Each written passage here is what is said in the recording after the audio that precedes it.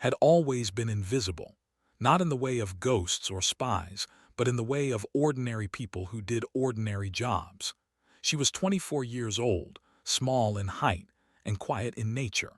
Her hair was always tied back in a simple ponytail, and her uniform was always clean but never decorated with any badges of honor. She worked in the logistics department of the starship Dawn's Light, which meant she spent her days counting boxes, checking numbers, and making sure supplies went where they needed to go. The Dawn's Light was a massive ship. It carried over 3,000 crew members and could travel across the galaxy in weeks. It was part of Earth's United Fleet, a collection of ships that protected human colonies from alien threats. The ship had been in service for 12 years, and in all that time had never seen real combat. She worked in Section G7, deep in the belly of the ship, far away from the bridge where important decisions were made.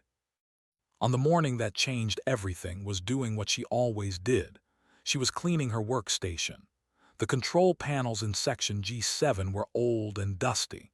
Nobody important ever came down here, so nobody cared if the screens were dirty, but cared.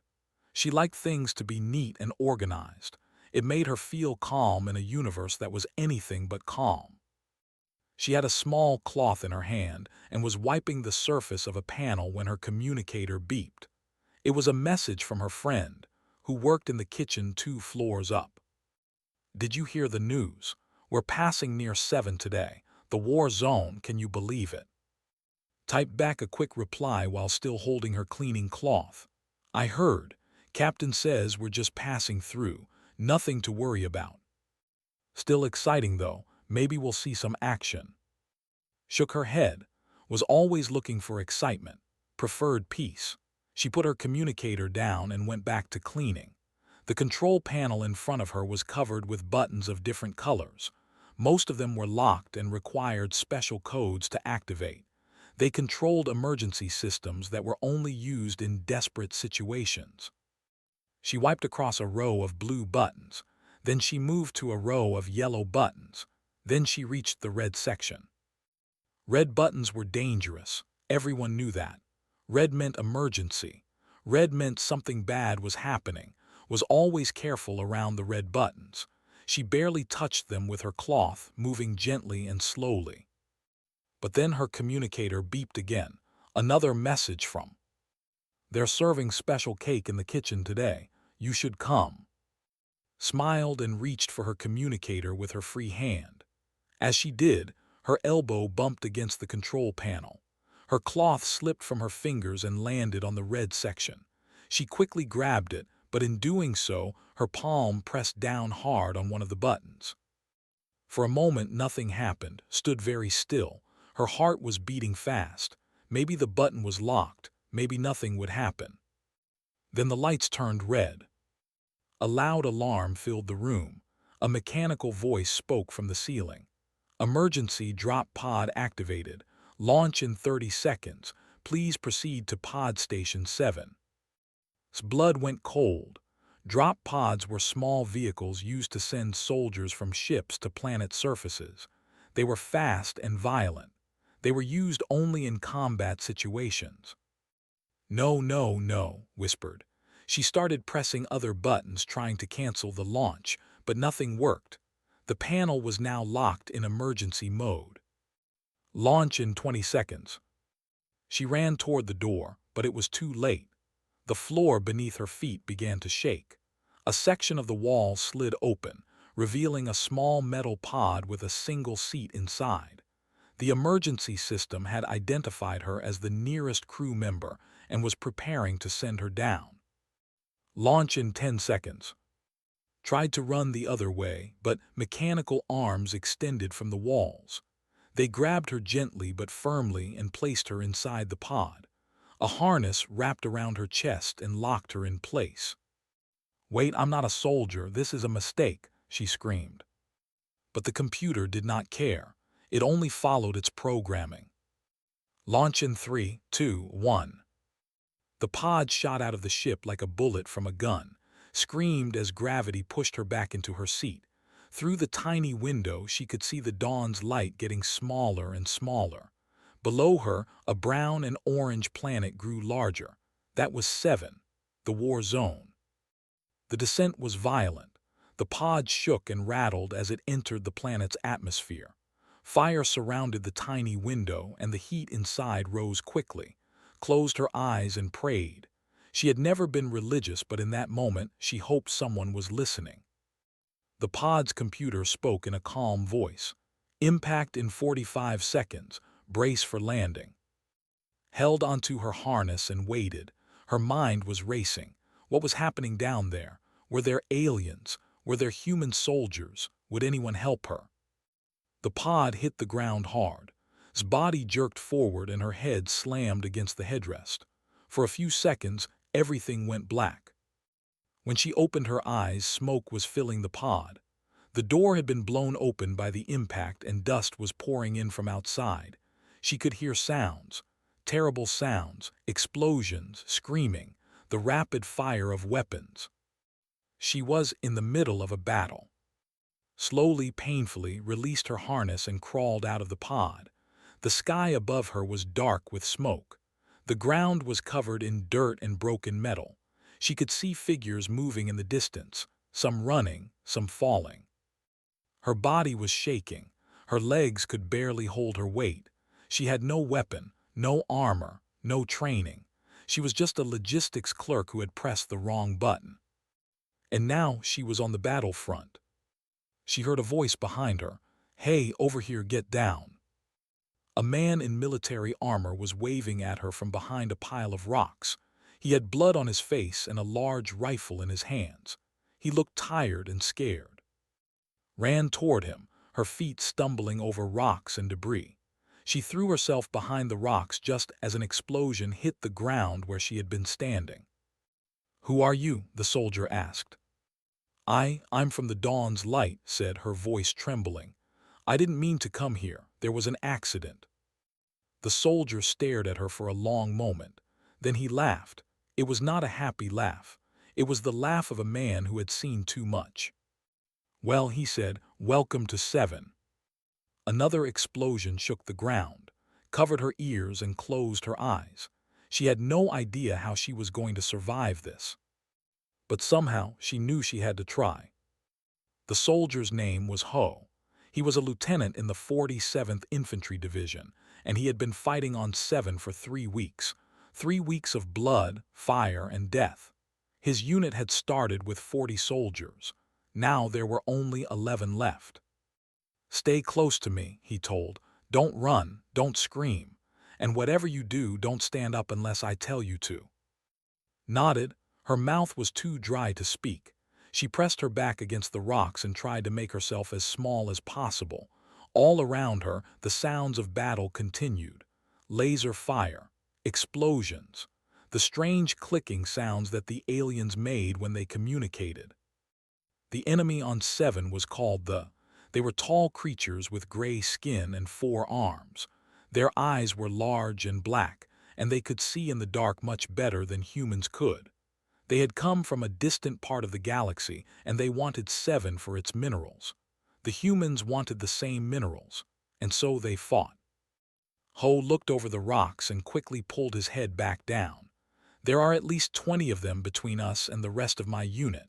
We need to move." "Move where?" asked. "East. There's a valley about half a kilometer from here. If we can reach it, we might be able to link up with the others." Did not know which direction was east. She did not know anything about military tactics or survival. She only knew how to count boxes and organize supplies. "I don't have a weapon," she said. Ho reached into his belt and pulled out a small pistol. "Here. It's not much, but it's better than nothing. Do you know how to use it?" Stared at the weapon in her hands. It was cold and heavy. "Point and pull the trigger." "That's the basic idea. Try not to shoot me." Despite everything, almost smiled. Ho had a strange sense of humor for a man who was surrounded by enemies. "Okay," he said. "On my signal we run, stay low, stay behind me, ready." "No." "Good enough, go." Ho jumped up and started running. Followed him, her legs moving faster than she thought possible. The ground was rough and uneven. She tripped twice but managed to keep going. Behind her, she heard the clicking sounds of the sharp crack of weapons being fired.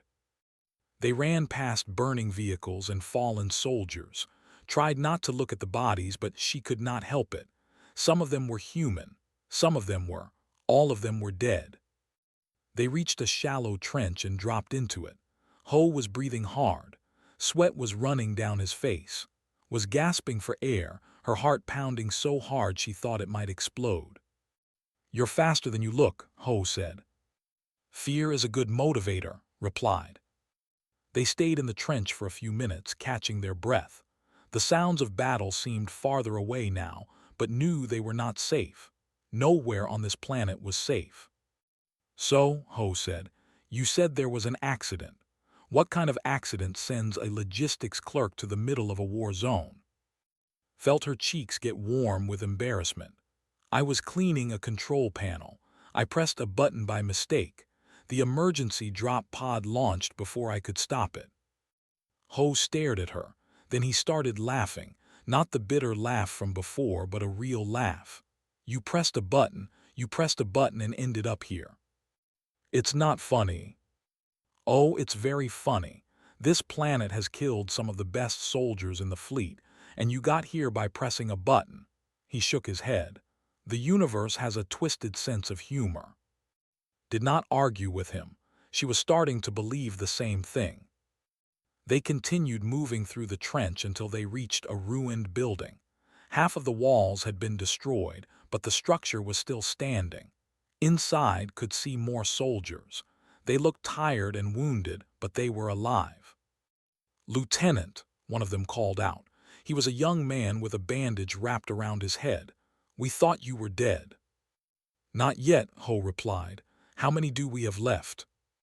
"9 including you, 10 if you count the..." Stopped and looked at. "Who is she?" "New arrival. She's from the Dawn's Light."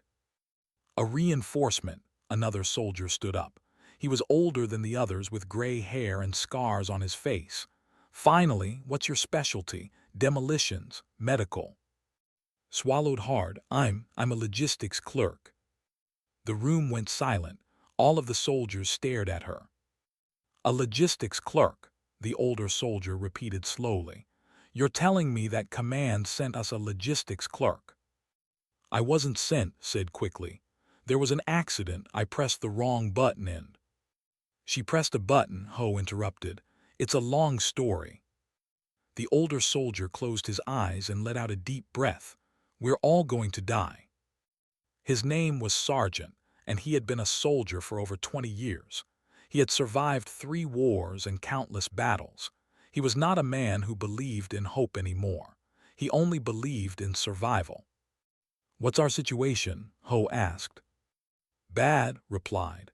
"They have surrounded this sector. Our communications are down. We can't reach the main base or any other units. We have limited ammunition and almost no medical supplies." "What about extraction?" "The nearest extraction point is 5 kilometers north. We could try to reach it, but they are between us and there. It would be suicide." Listened to the conversation and felt her heart sink. 5 kilometers. That sounded like a very long distance when there were aliens trying to kill you. A young woman with short hair approached. She had a kind face despite the dirt and blood on her uniform. "I'm Min, are you okay? Are you hurt?" "I don't think so," said. "Just scared." "That's normal, we're all scared." Min smiled. "Here, drink some water, you look like you need it." She handed a small container. Drank greedily, not realizing how thirsty she had been. The water was warm and tasted like metal, but it was the best thing she had ever tasted. "Thank you," said. "Don't thank me yet. We still have to survive the night." Night had not thought about that. How long until darkness came, and what would happen when it did? As if reading her thoughts, Min said, "The see better in the dark than we do. They usually attack at night. We need to prepare." Prepare? Had no idea how to prepare for anything like this. She could prepare a supply manifest. She could prepare an inventory report, but she could not prepare for combat. She looked around the ruined building at the 10 soldiers who were now her only protection. They were tired, wounded, and running out of supplies. They had no way to call for help and no way to escape. And somehow, she was one of them now. Outside, the sun was starting to set. The sky turned from gray to orange to red. In a few hours, the would come. Held the small pistol that Ho had given her and tried to stop her hands from shaking. Whatever happened next, she would face it. She had no other choice. The night came faster than expected.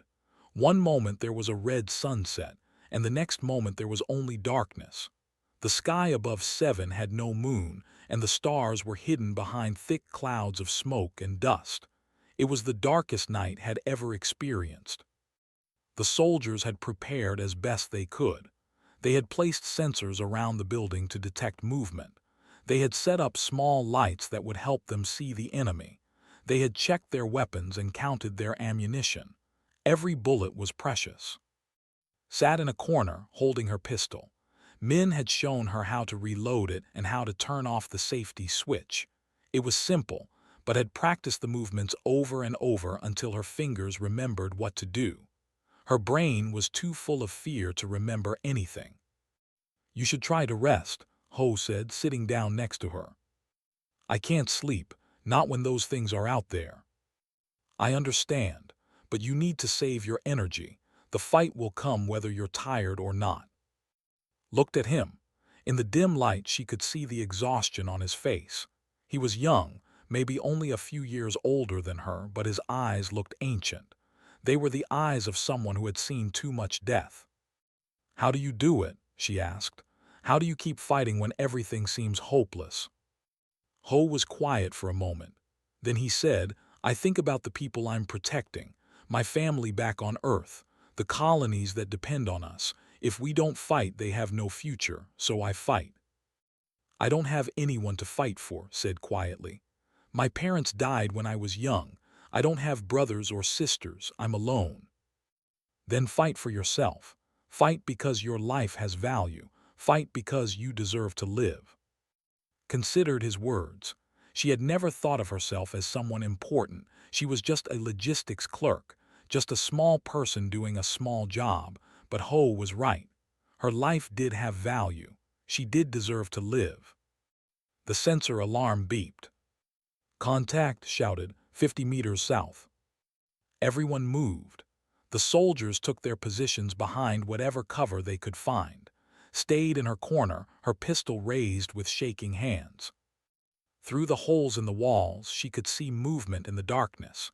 Shadows that moved in strange ways, with too many limbs and joints that bent wrong. They were coming. The first shot was fired by. His rifle made a loud crack, and one of the shadows fell. Then the night exploded into violence. Laser beams cut through the air. They fired back with their own weapons, which made a strange whistling sound. One of the soldiers screamed and went down. Then another. The ruined building filled with smoke and the smell of burning. Pressed herself against the wall and watched in horror. They were everywhere. They climbed over the rubble with their 4 arms, moving fast and silent. Their black eyes reflected the light of the laser fire. "Hold the line," Ho shouted. "Don't let them get inside." But the line was breaking. The soldiers were outnumbered. For every they killed, 2 more took its place. The enemy was pushing closer and closer. Then something terrible happened. They flanked them. While most of the aliens attacked from the south, a small group had circled around and was now coming from the east. They appeared suddenly, breaking through a wall that had looked solid. "Saw them first. Behind us, they're behind us." The soldiers tried to turn and face the new threat, but they were caught between 2 attacks. Chaos spread through the unit. Men and women were shouting, running, firing in all directions. Saw 3 coming straight toward her. They moved fast, their gray skin gleaming in the flashing lights. Their 4 arms reached out, holding weapons that looked like curved blades. She was going to die. She was certain of it. These aliens were going to kill her, and there was nothing she could do. And then something happened, something did not expect. She remembered her father. He had died when she was 12, killed in a mining accident on a distant asteroid. But before he died, he had taught her many things. One of those things was hunting. They had lived on a frontier planet where wild animals were common, and her father had shown her how to track them, how to stay calm, and how to shoot. "Breathe," her father had said. "Slow your heartbeat. Find your target, squeeze the trigger, don't pull, squeeze." Did not think. Her body moved on its own. She raised her pistol, aimed at the closest, and squeezed the trigger. The shot hit the alien in the chest. It stumbled and fell. She turned to the second and fired again. Another hit. The alien went down. The third one was almost on top of her. She could see its black eyes, could smell its strange alien smell. She fired one more time, and the shot went straight through its head. It collapsed at her feet. Its blood was blue, and it pooled on the floor like spilled ink.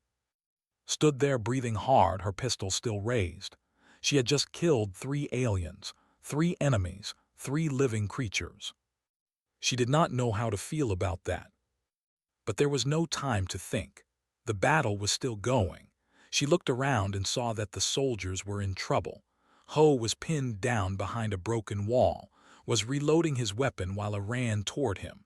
Min was dragging a wounded soldier to safety.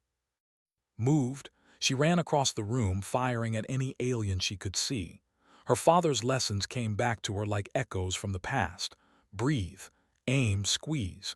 She hit one in the leg, another in the shoulder, a third in the back. "Who is that?" someone shouted. "Is that the logistics girl?"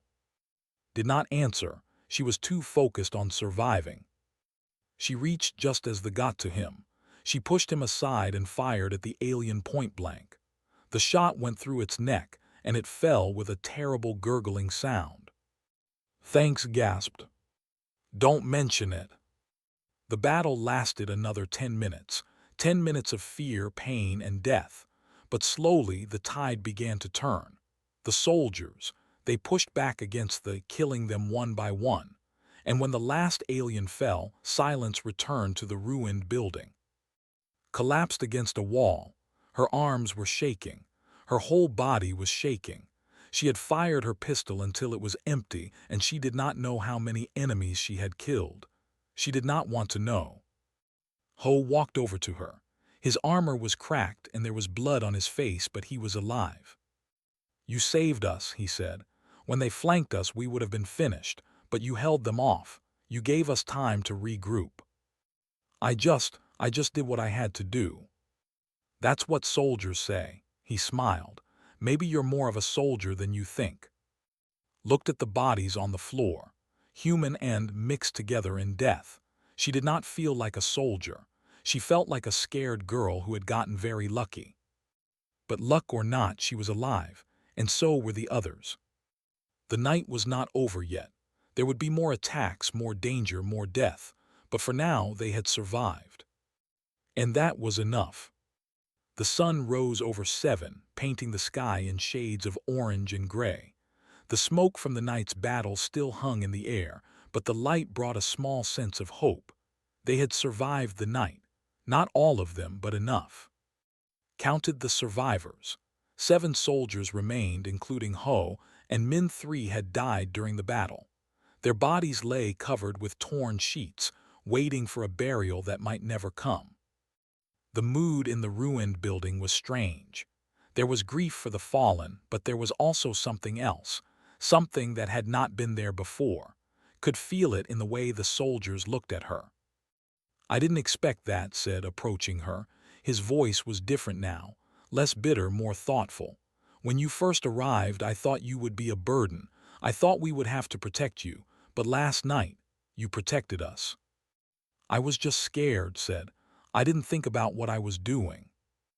That's often how bravery works. The brave don't have time to think, they just act. The old sergeant extended his hand, took it, and they shook. It was a small gesture, but it meant everything. Ho gathered the survivors in the center of the building. His face was serious, but there was a new energy in his voice. "We can't stay here," he said. "Though we'll send more forces tonight. This position is too weak to defend. We need to move." "Move where?" asked. "The extraction point is 5 kilometers north, and the whole area between here and there is controlled by the enemy." "There might be another way." Ho turned to, "You said you're a logistics clerk, right? You work with supplies and cargo." Nodded, confused about where this was going. "Do you know the supply tunnels?" Understanding hit her like a lightning bolt. The supply tunnels. Of course. She had studied them dozens of times while organizing cargo routes for the Dawn's Light. The tunnels ran beneath the surface of 7, connecting different parts of the human base. They had been built to transport equipment and materials without exposing them to enemy fire. "I know them," she said. "I've memorized most of the routes. There should be an entrance about 200 meters west of here. If the tunnels aren't collapsed, we could use them to bypass the positions." Hope spread across the faces of the soldiers. Even, who had seemed so hopeless before, looked interested. "Can you guide us?" Ho asked. I think so. The tunnels are complicated. There are many branches and intersections. But if I can find a map or remember the correct turns, I can lead you to the northern sector." "Then that's our plan. We move west, find the tunnel entrance, and use them to reach the extraction point." They prepared quickly. The soldiers gathered what little supplies they had left: ammunition, water, medical kits. They left the bodies of their fallen friends behind, promising to return for them if they survived. Led the way. It felt strange to be at the front of the group instead of hiding in the back, but the soldiers trusted her now. They followed her without question. The journey to the tunnel entrance was tense. They moved through destroyed streets and collapsed buildings, always watching for the enemy. They seemed to be regrouping after the night attack, so the morning was quiet, but knew that could change at any moment. They found the entrance behind a burned vehicle. The metal door was partially buried under rubble, but it was still intact. Ho and worked together to clear the debris and pull it open. Inside, the tunnel was dark and cold. The lights had stopped working long ago, so the soldiers turned on their helmet lamps. The beams cut through the blackness, revealing concrete walls covered in dust and damage. "Stay close," said. "The tunnels can be confusing. If you get lost down here, you might never find your way out." They walked in single file, with at the front and at the back. The tunnel was narrow, and the ceiling was low. Some of the taller soldiers had to bend their heads to avoid hitting the pipes that ran along the top. After about 20 minutes, they reached the first intersection. 4 tunnels branched out in different directions. Closed her eyes and tried to remember the map she had studied. "Left," she said. "We go left, then straight for about a kilometer, then right at the next intersection." "Are you sure?" Min asked. Her voice was not doubting, just careful. "Mostly sure, maybe 80%. 80% is better than 0, Ho said. "Let's go." They continued through the tunnels. The air grew stale and hard to breathe. Strange sounds echoed from deep within the earth. Tried to ignore them and focus on the route. At the second intersection, she hesitated. The tunnel she wanted to take was partially blocked by collapsed concrete. There was a gap, but it was small. They would have to crawl through one at a time. "Can we make it?" Ho asked. "We have to try. The other routes will take us in the wrong direction." Went first. He was the smallest of the soldiers, and he squeezed through the gap with some difficulty. Then Min followed, then the others. Went last, her heart pounding as she crawled through the narrow space.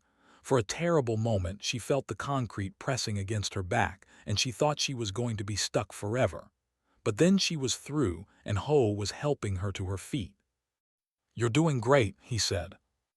"I'm terrified," she admitted. "Same thing sometimes." They walked for another hour. His legs were aching and her throat was dry. But she kept moving, kept following the path in her memory. Left, straight, right, down a slope, through a door, past a storage room. Finally, she saw something that made her heart leap. Light, real light coming from ahead. "That's it," she whispered. That's the exit. They rushed forward and emerged from the tunnel into a large open area. It was a supply depot, filled with crates and vehicles. And standing in the middle of it, looking just as surprised as they were, was a group of human soldiers. "Identify yourselves," one of them shouted, raising his weapon. 47th Infantry Division, Ho called back. Lieutenant Ho with survivors from Sector 7. The weapons were lowered. The soldiers relaxed. A tall woman with captain's bars on her uniform stepped forward. "We thought everyone in Sector 7 was dead. How did you make it here?" Ho smiled and put his hand on shoulder. "We had a good guide, a very unexpected guide." Felt her cheeks grow warm. She was not used to being praised. She was not used to being noticed at all. The captain looked at with curiosity. "Who are you, soldier?" "I'm not a soldier," said. "I'm just a logistics clerk." The captain raised an eyebrow. "A logistics clerk who led a squad through enemy territory. That sounds like a soldier to me." Did not know what to say, so she said nothing. But inside something was changing, something was growing. Maybe she was more than she had always believed. Maybe she was becoming someone new. The extraction ship arrived at sunset. It was a large transport vessel, heavily armored and bristling with weapons. As it descended toward the supply depot, felt tears forming in her eyes. She was going to leave this planet. She was going to survive. The survivors from Sector 7 boarded the ship along with the soldiers from the depot. The inside was crowded but warm. Medical officers rushed around, treating wounds and checking vital signs. Someone handed a blanket and a cup of hot soup. She accepted both with trembling hands. Min sat down next to her. The young soldier looked exhausted, but she was smiling. "We made it," Min said. "Because of you, we made it. It wasn't just me. Everyone fought. Everyone survived together. But you were the one who showed us the way. You gave us hope when we had none." Did not know how to respond to such praise. She had spent her whole life being invisible, being unimportant, and now people were calling her a hero. The ship lifted off from 7 and rose through the atmosphere. Through a small window, watched the war-torn planet grow smaller below them. Somewhere down there, the battle was still going on. People were still fighting and dying. But she was leaving. Part of her felt guilty about that. Part of her felt like she should stay and help. But she knew that was foolish. She was not a soldier. She could not change the course of a war. Or could she? The ship docked with the dawn's light several hours later. As stepped through the airlock, she felt strange. This was her home. She had lived and worked here for 3 years, but after everything she had experienced, it looked different somehow. Smaller, less important. The first person she saw was. Her friend was waiting near the entrance, her eyes red from crying. Threw her arms around her. "I thought you were dead. When we heard that a drop pod had launched by accident, and then we learned where it had landed, I thought I would never see you again." "I'm okay," said, hugging her back. "I'm okay." But she was not okay. Not really. She was different. The who had left this ship was not the same who had returned. That girl had been invisible, unimportant, afraid of everything. This girl had killed enemies. This girl had led soldiers through darkness. This girl had discovered strength she never knew she had. Word of what had happened spread quickly through the ship. The logistics clerk who had accidentally deployed to a war zone. The civilian who had saved a squad of soldiers. The nobody who had become a hero. 3 days after her return, was called to the main bridge. She had never been to the bridge before. It was where the captain and senior officers worked, making decisions that affected thousands of lives. People like her were not supposed to be there. But when the doors opened, everyone turned to look at her. Not with judgment or curiosity, but with respect. Captain Park stood in the center of the room. He was an older man with white hair and sharp eyes. He had commanded the Dawn's Light for 8 years, and he was known for being strict but fair. He said, "Please come forward." She walked toward him, her legs feeling weak. She was still wearing her logistics uniform, which was clean but plain. She felt out of place among all the decorated officers. "Do you know why you're here?" Captain Park asked. "No, sir." "You're here because of what you did on 7. Lieutenant Ho submitted a full report. He described how you saved his squad during a night attack, how you used your knowledge of the supply tunnels to guide them to safety, how you showed courage and leadership in the most difficult circumstances." Felt her face grow hot. "I just did what anyone would do." "No, that's exactly what you didn't do. Most people would have panicked. Most people would have frozen, but you acted, you fought, you led." Captain Park reached into his pocket and pulled out a small metal object. "That's why it is my honor to present you with this." He held up the object so everyone could see it. It was a silver star attached to a ribbon of blue and white. The Silver Star, one of the highest honors a civilian could receive for bravery. "This medal is given to those who show exceptional courage in the face of enemy action," Captain Park continued. "You have more than earned it." He pinned the medal to his uniform. The room erupted in applause. Officers and crew members cheered and clapped, stood there, overwhelmed, trying to understand what was happening. She, the invisible logistics clerk, had been given a medal for valor. After the ceremony, Ho found her in the corridor. He was wearing a clean uniform now, and his wounds had been treated. He looked younger than he had on 7, less tired. "How does it feel," he asked, "being a hero?" "Strange," admitted. "I don't feel like a hero, I just feel like me." "That's because real heroes never think of themselves as heroes. They just see people who need help and they help them." Ho smiled. "You have a gift. Don't waste it pushing papers in a supply room." "What do you mean?" "I mean you should consider training, becoming an actual soldier, or an officer even. The fleet needs people like you, people who can think under pressure, people who care about others." Thought about his words. A week ago the idea would have seemed absurd. Her a soldier, her an officer, she was just a logistics clerk, she counted boxes. But that was the old. The new had done things she never thought possible. The new had discovered strength she never knew she had. "I'll think about it," she said. Ho nodded. "That's all I ask, and thank you for everything." He saluted her, a gesture of respect that soldiers usually reserved for their superiors. Then he walked away, leaving her alone in the corridor. Touched the metal on her chest. It was cold and heavy, just like the pistol that Ho had given her on 7. But this weight felt different. This weight felt like responsibility, like purpose. She walked back to her quarters, passing through familiar hallways and familiar doors. Everything was the same as before, but she was not the same. In her room, she found her cleaning cloth still sitting on the table where she had left it. The cloth that had started everything.